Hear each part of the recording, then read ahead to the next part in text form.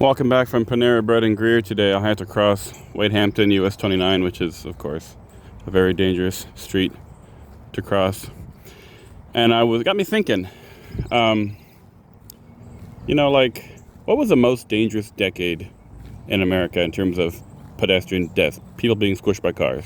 Because I almost got squished by a black SUV who wanted to turn right because they had a green light. They could go and turn right, but of course I was right there in the road crossing. So they had to slam the brakes. It's funny, one of the windows was open. I heard a little kid talking to his or her mom. And, glad they didn't have to see me get squished. That would have been scarring. But, anyway, so I asked ChatGPT, what's the most dangerous decade on the record for Americans being squished by cars? Pedestrians specifically, right? Not just traffic death, but pedestrian death. And it said overwhelmingly the 1930s. And that's interesting. Because sometimes you hear older people talking, and they're like, oh yeah, when I was a kid in the 60s, 70s, 80s, 90s, we we had the run of the neighborhood. We ran all over the place, we rode our bikes, we played in the woods, we did all this stuff, and you get the weird impression that, well, maybe things weren't dangerous then. Maybe kids weren't getting squished by cars. And, this kind of puts the lie to that, because 1930, the farther you go back, actually the higher number of deaths there were for people walking. And so in the 30s, America had a choice, right?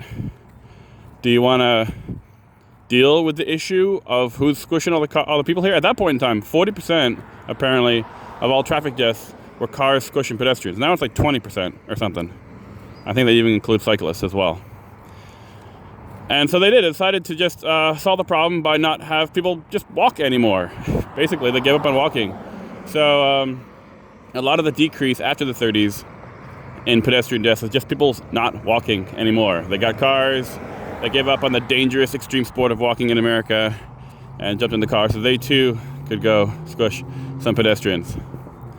And then I asked ChatGPT, so what about the most dangerous decade just for drivers specifically? And they said the 70s. Apparently that was like a big decade of interstate expansion, and when you first built an interstate, not that congested.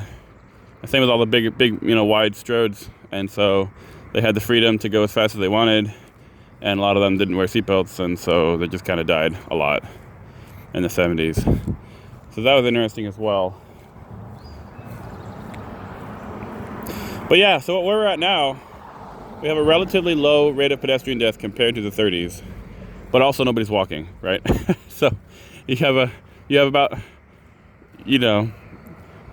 pretty high pedestrian death rate these days due to just largely distracted driving and massive vehicles, SUVs and pickup trucks. Those two things together have raised the rate again.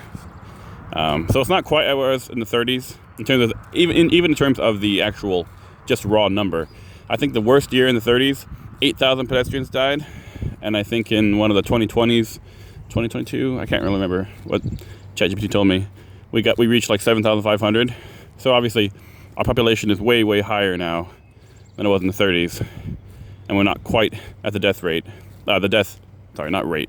total from the 30s, the worst year in the 30s. But again, you've got to remember, basically no one's walking, right?